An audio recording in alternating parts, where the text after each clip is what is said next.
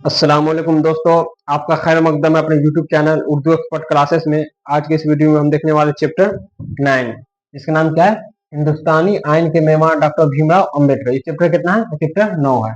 Chapter 9 है जिसका नाम क्या है, हिंदुस्तानी आइन के मेहमान डॉक्टर भीमराव अंबेडकर। इसमें राइटर का नाम नहीं दिया गया, राइटर इसमें खुद डॉक्टर भीमराव अंबेडकर है, लेकिन अंबेडकर ही के बारे में पूरा दिया गया है। इसका राइटर जो है वो मतलब कि महफूज है, महफूज जो खुद नहीं लिखा, ये मतलब किसी इंग्लिश से हिंदी से मतलब ये ट्रांसलेट करके उर्दू में ले आया है इसको, इसलिए उसको मतलब कि पूरा क्रेडिट महफूज को नहीं दिया जा सकता, इसीलिए उसको नहीं पढ़ना है। वो हुआ या आलम हिद्दत, वो भी महफूज का ही मतलब कि ट्रांसलेट किया हुआ था। इनके बारे में पढ़ते हैं। डॉक्टर भीम, हिंदुस्तानी आइन में डॉक्टर भीम अम्बेडकर। ये हिंदुस्तानी आइन क्या है? हिंदुस्तानी आइन, आइन तो इंग्लिश में क्या कहते हैं इसको? कॉन्स्टिट्यूशन कहते हैं। क्या कहते हैं? Constitution, constitution. हिंदी में इसको संविधान कहा था। क्या कहा था? संविधान। से संविधान तो हर कोई जानते होंगे, संविधान हर कोई जानते होंगे, आइन नहीं जानते होंगे तो वो भी जान लीजिए। उर्दू में इसको आइन कहा था, इंग्लिश में इसको कॉन्स्टिट्यूशन कहा था, हिंदी में इसको संविधान कहा था। क्या? हिंदुस्तानी आइन के मेवा डॉक्टर भीमराव अम्बेडकर। मेवा मतलब बनाने वाला, इसको क्या बोलते हैं? बनाने वाला, बनाने वाला। तो ये कहना चाह रहे हिंदुस्तानी आइन के निर्माण डॉक्टर भीमराव अम्बेडकर, मतलब कि हिंदुस्तान के जो संविधान है किसने बनाया, किसने लिखा, तो कौन? डॉक्टर भीमराव अम्बेडकर। हिंदी में इसको क्या कहा था? संविधान के जनक डॉक्टर भीमराव अम्बेडकर। इंग्लिश में इसको the father of Indian constitution doctor Bhimrao Ambedkar. ये हो गया। ये डॉक्टर भीमराव अम्बेडकर जो संविधान लिखे उनके बारे में पहले कुछ जान लेते हैं। ये डॉक्टर भीमराव अम्बेडकर जो थे ये अछूत मतलब कि खानदान कह सकते हैं, अछूत जात में मतलब पैदा लिया। अछूत किसे कहा था? अछूत उसको कहा था जिसको मतलब कि छूने लायक भी नहीं समझा जाए, मतलब एकदम कम तरीके, एकदम बदतर उसको मतलब कि समझा जाए, जैसे छूने लायक भी नहीं, मतलब छूने से भी आदमी नापाक हो जाएगा, उसे उसे अछूत कहा था, जिसको छूने लायक भी नहीं हो। ये मराठी जुबान बोलते थे। किस जुबान बोलते थे? तो मराठी जुबान बोलते थे। इनका ताल्लुक एक महार खानदान से था, महार जाति से था। महार जाति बोल सकते हैं, जैसे और सभी जाति होता है उसी तरह ये महार जाति है। तो ये एक अछूत खानदान में, अछूत जात में बोल सकते हैं पैदा ली, जिसको छूने से आदमी नापाक हो जाए, इतना मतलब इनको गिरा हुआ समझा जाता था। ये मराठी जबान बोला करते थे। इनका मादरी जबान क्या थी? मराठी थी। ये एक महार मतलब कि खानदान से ताल्लुक रखते, महार जाति से ताल्लुक रखते, महार जाति के थे ये। डॉक्टर भीमराव अम्बेडकर की पैदाइश 14 अप्रैल 1891 ईस्वी को महू सेंट्रल इंडिया में हुई। क्वेश्चन आपसे पूछे कि डॉक्टर भीमराव अम्बेडकर की पैदाइश कब और कहाँ हुई? 14 अप्रैल 1891 ईस्वी को महू सेंट्रल इंडिया में। डॉक्टर भीमराव पूछे डॉक्टर भीमराव अम्बेडकर की मादरी जुबान क्या थी? मादरी जुबान क्या थी? तब मराठी थी। क्वेश्चन आपसे पूछे कि डॉक्टर भीमराव अम्बेडकर का ताल्लुक किस जाति से था? तो महार जाति से था। ये सब हो गया पूरा इनका। उसके बाद है कि इनके वालिद और वालिदा का नाम, इनके वालिदैन का नाम एक लाइन बोल सकते हैं। इनके वालिद का नाम क्या था? तो इनके वालिद का नाम रामजी सकपाल था। भीमराव अम्बेडकर के वालिद का नाम क्या है? रामजी सकपाल। वालिदा का नाम क्या है? तो भीमाबाई। इनके वालिदा का नाम भीमाबाई। दादा का नाम क्या था? मालू जी सकपाल, वो भी जान लीजिए। दादा का नाम मालू जी सकपाल, मालू जी सकपाल। ये कौन थे? डॉक्टर भीमराव अम्बेडकर के दादाजी थे। कौन थे? मालू जी सकपाल। उसके बाद है कि डॉक्टर भीमराव अम्बेडकर अपने वालिदैन के 14वें और सबसे छोटी औलाद थे। ये मतलब कि इनसे मतलब कि पहले भी मतलब कि भाई बहन मतलब कि 13 को इनसे पहले थे इनके डॉक्टर भीमराव अम्बेडकर। ये 14वें और सबसे छोटी औलाद थे। कौन? डॉक्टर भीमराव अम्बेडकर। सब लोग डॉक्टर भीमराव अम्बेडकर को प्यार से भीमा कहा करते थे। क्या कहा करते थे? घर में भीमा कहा करते थे। इनके वालिद जो थे डॉक्टर भीमराव अम्बेडकर के वालिद, वो रामजी सकपाल बरतानवी सरकार में मुलाजिम थे, मतलब ब्रिटिश उस वक्त अंग्रेजों की यहाँ शासन था, तो ब्रिटिश हुकूमत में ये क्या थे? मुलाजिम थे, नौकरी करते थे। ये मतलब कि इनका दादा भी थे, इनके वालिद भी थे, ये सब पढ़े लिखे थे। इसलिए ये लोग मतलब कि बहुत छोटा मतलब कि जात के होते हुए भी इनको बहुत छोटा जात समझा जाता। उस वक्त इस जात के लोग पढ़ाई से बहुत दूर थे, फिर भी इनके मतलब कि दादा थे, इनके वालिद सब पढ़े लिखे थे, इसलिए मतलब कि इनको भी पढ़ाई की तरफ मतलब कि थोड़ा ज्यादा दिलचस्पी होने लगा। इनके वालिद जो थी ब्रिटिश सरकार में मतलब बरतानवी सरकार में क्या थे? मुलाजिम करते थे। कि 5 साल की उम्र में भीमराव अम्बेडकर की मतलब कि स्कूल में दाखिला हुआ। ये सिर्फ 5 साल के थे तो इनका एडमिशन स्कूल में कराया गया पढ़ने के लिए। जब भीमराव अम्बेडकर 6 साल के हुए तो उनके वालिदा का इंतकाल हो गया, भीमाबाई का। उनके वालिदा का नाम क्या था? भीमाबाई।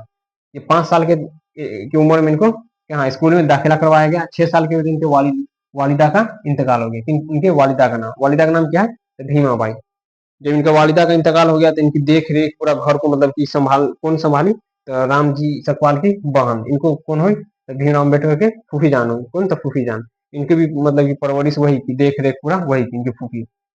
जब भीमराव अम्बेडकर सिर्फ 14 वर्ष के थे, 14 वर्ष की थे और 5वें दर्जे के तालिब इल्म थे, तब उनकी शादी 9 वर्ष की उम्र की लड़की रामाबाई से हुई। मतलब कि क्वेश्चन पूछे कि जब भीम अम्बेडकर की शादी हुई तो भीम अम्बेडकर कितने साल के थे? कितने साल के थे? 14 साल के थे। कितने? 14 साल के। और पूछे कि कितने दर्जे के तालिब इल्म थे? तो 5वें दर्जे के तालिब इल्म थे। और जिस लड़की से शादी हुआ उसका उम्र कितना था? उसका उम्र 9 वर्ष था। और लड़की का नाम क्या था? रामाबाई थी। लड़की का नाम रामाबाई था।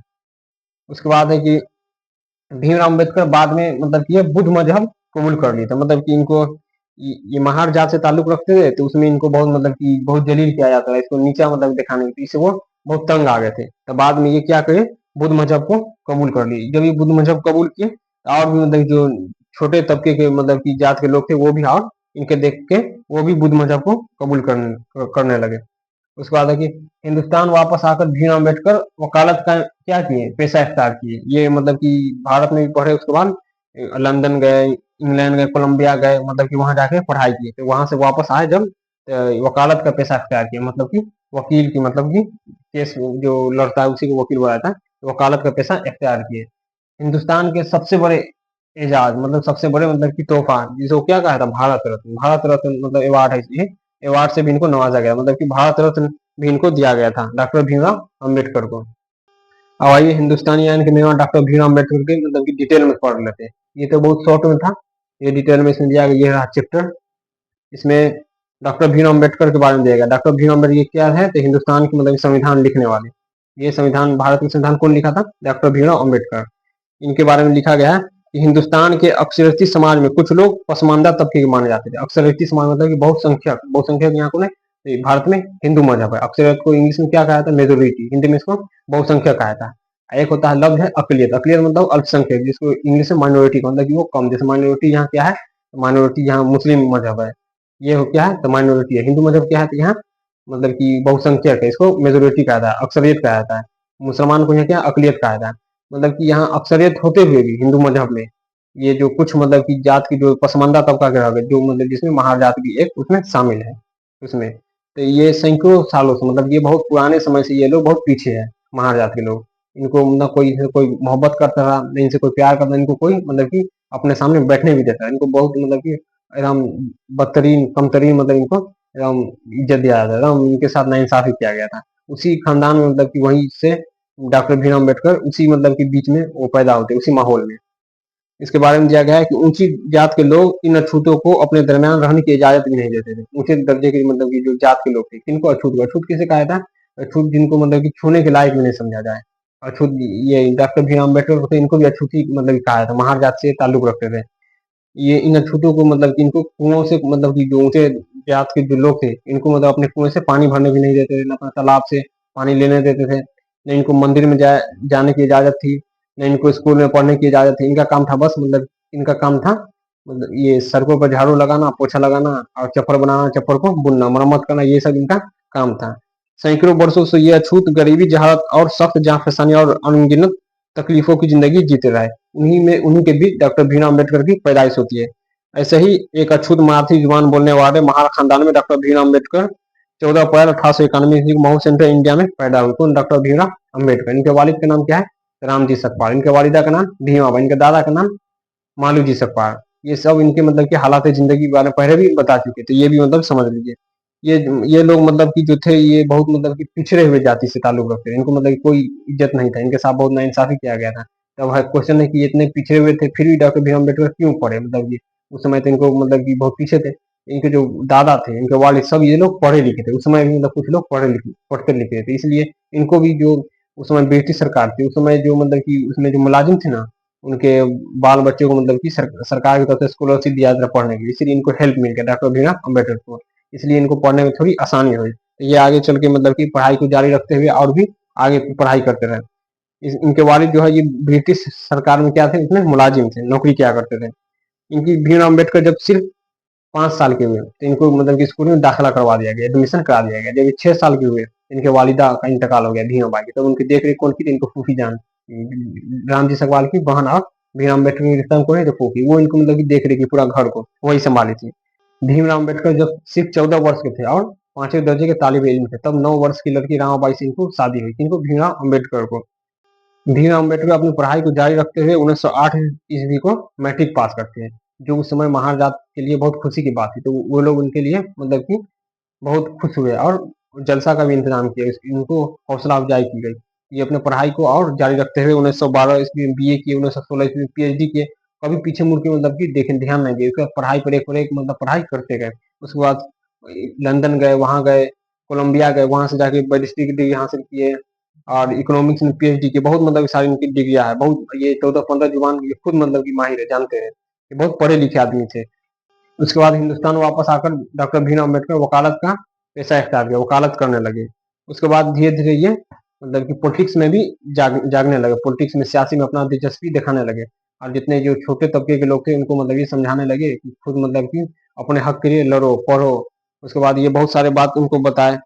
हिंदुस्तान वापस आकर भीमराव अम्बेडकर अपने मतलब कि हम वतनों में जो लोग पीछे रह चुके थे, जो पिछड़े तबके के माने जाते, जैसे महार जाति इसमें एक था, सबको मतलब कि समझाए, बहुत समझाने उन लोग को समझाने की कोशिश करने लगे।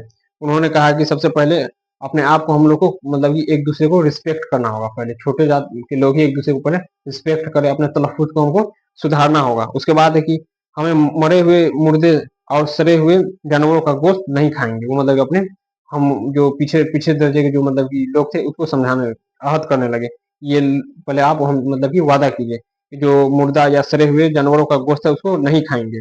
उसके बाद अपने अंदर के दरमियान के जो ऊंच नीच के भेदभाव उसको खत्म करेंगे।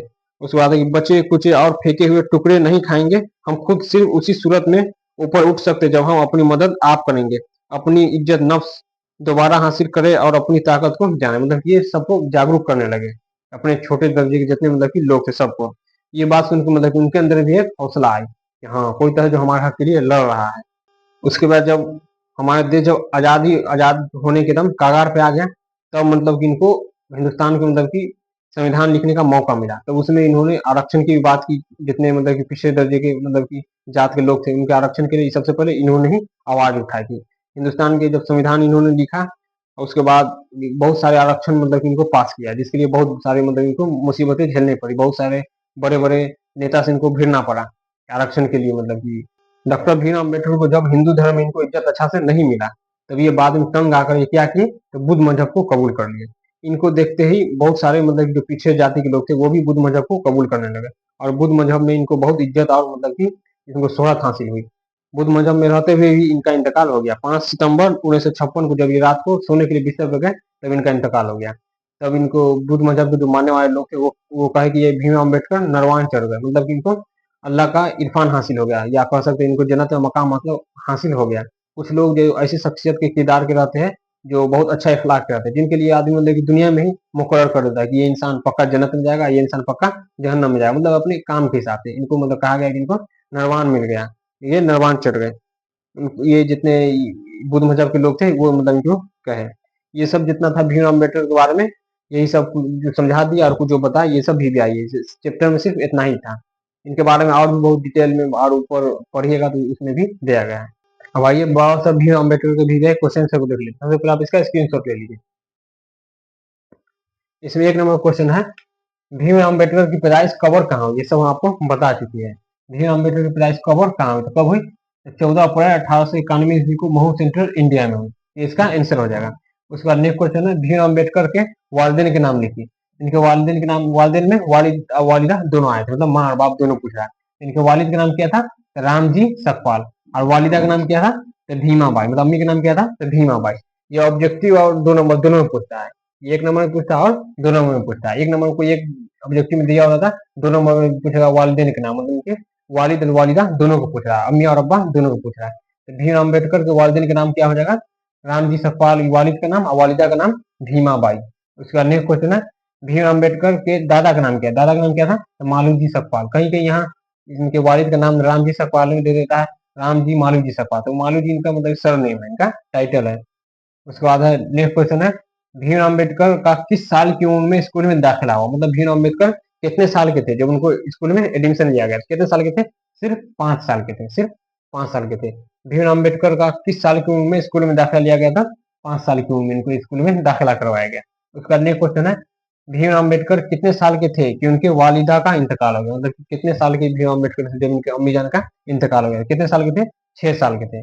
5 साल में इनका स्कूल में दाखिला और 6 साल की उम्र में इनकी वालिदा का इंतकाल हो गया, 1 साल बाद। उसका नेक्स्ट क्वेश्चन है, वालिदा के इंतकाल के बाद भीमराव की परवरिश किसने की? मतलब कि वालिदा जब इंतकाल कर गई तो भीमराव की परवरिश किसने की था? रामजी सकवाल की बहन है, इनका कौन हुआ था? फूफी जान। इनका कौन हुआ? फूफी। तो वालिदा के इंतकाल के बाद भीमराव अम्बेडकर की परवरिश किसने की था? फूफी जान ने। उसका नेक्स्ट क्वेश्चन है, भीमराव अम्बेडकर किस जात से ताल्लुक रखते थे? भीमराव अम्बेडकर किस जात से ताल्लुक रखते थे? महार जात से ताल्लुक रखते थे। भीमराव अम्बेडकर महार जात के थे। उसका नेक्स्ट क्वेश्चन है, भीमराव अम्बेडकर की मादरी जुबान क्या थी? इनका मादरी जुबान क्या थी? तो मराठी थी। ये महार जात से ताल्लुक रखते थे, इनका मादरी जुबान क्या थी? तो मराठी थी। इसका भी स्क्रीनशॉट ले लीजिए। इसमें 9 नंबर क्वेश्चन क्या है? 9 नंबर क्वेश्चन है, भीमराव अम्बेडकर की शादी किस उम्र और किससे हुई? क्वेश्चन क्या है? भीमराव अम्बेडकर की शादी किस उम्र और किससे हुई? भीमराव अम्बेडकर की शादी 14 वर्ष की उम्र में रामाबाई से हुई। भीमराव अम्बेडकर की शादी किस उम्र में हुई? तो 14 वर्ष की उम्र में, जब ये 5वें दर्जे के तालिबे इल्म थे, मतलब पांच दर्जा में पढ़ते थे, 5 क्लास के ये स्टूडेंट थे, तो अब इनकी शादी रामाबाई से हुई। उसका नेक्स्ट क्वेश्चन है, भीमराव अम्बेडकर की शादी जब रामाबाई से हुई तो रामाबाई की उम्र क्या थी? भीमराव अम्बेडकर की शादी जब रामाबाई से हुई तो रामाबाई की उम्र 9 वर्ष की। भीमराव अम्बेडकर की उम्र कितना था? 14 वर्ष। ये 5वें दर्जे के तालिबे इल्म थे और लड़की का नाम क्या? रामाबाई। रामाबाई की उम्र क्या थी? 9 वर्ष की। उसके बाद नेक्स्ट क्वेश्चन है, भीमराव अम्बेडकर ने कितनी शादियां की? भीमराव अम्बेडकर 2 शादी की। एक तो ये रामाबाई से किए थे, तो इनका इंतकाल हो गया। उसके बाद ये एक ऊंचे दर्जे के, मतलब ऊंचे खानदान के एक लड़की से शादी की, जो बहुत पढ़ी लिखी हुई लड़की थी। भीमराव अम्बेडकर की तरह ही बहुत पढ़ी लिखी थी। उसके बाद नेक्स्ट, तो भीमराव अम्बेडकर की शादी पूछे कितने की? तो ये भीमराव अम्बेडकर 2 शादी किए थे। एक रामाबाई, एक और लड़की से की थी जिसका नाम इसमें नहीं दिया गया। उसके बाद नेक्स्ट क्वेश्चन है, भीमराव अम्बेडकर ने मैट्रिक का इम्तिहान कब पास किया? भीमराव अम्बेडकर मैट्रिक का इम्तिहान कब किए? 1908 ईस्वी को पास किए। उसका नेक्स्ट क्वेश्चन है, भीमराव अम्बेडकर ने बीए का इम्तिहान कब पास किया? 1912 ईस्वी को। उसका नेक्स्ट क्वेश्चन है, बीए करने के लिए भीमराव अम्बेडकर ने किस कॉलेज में दाखिला लिया था? एल्फिस्टन कॉलेज में। किसमें? एल्फिस्टन कॉलेज में। उसका नेक्स्ट क्वेश्चन है, भीमराव अम्बेडकर के वालिद फौज में किस ओहदा से सुबकदोश हुए? भीमराव अम्बेडकर के वालिद फौज में सूबेदार मेजर के ओहदे पर थे। उस वक्त ब्रिटिश हुकूमत थी, उन्हीं में ये मुलाजिम थे, ब्रिटिश सरकार में। उसका नेक्स्ट क्वेश्चन है, बुद्ध मजहब में निर्वाण का क्या तस्वर? बाद में भीमराव अम्बेडकर बुद्ध मजहब कबूल कर लिए थे, तो वही क्वेश्चन पूछा है, बुद्ध मजहब में निर्वाण का क्या तस्वर था? अल्लाह का इरफान हासिल करना, या बोलना कि जन्नत मकाम हासिल करना, मतलब वो आदमी जन्नती हो गया। इसका भी आप लोग स्क्रीनशॉट ले लीजिए। इसमें नेक्स्ट क्वेश्चन है 17 नंबर क्वेश्चन क्या है, भीमराव अम्बेडकर ने कौन सा मजहब कबूल कर लिया था? मतलब भीमराव अम्बेडकर बाद में कौन सा मजहब कबूल कर लिए थे? कौन सा मजहब था? बुद्ध मजहब।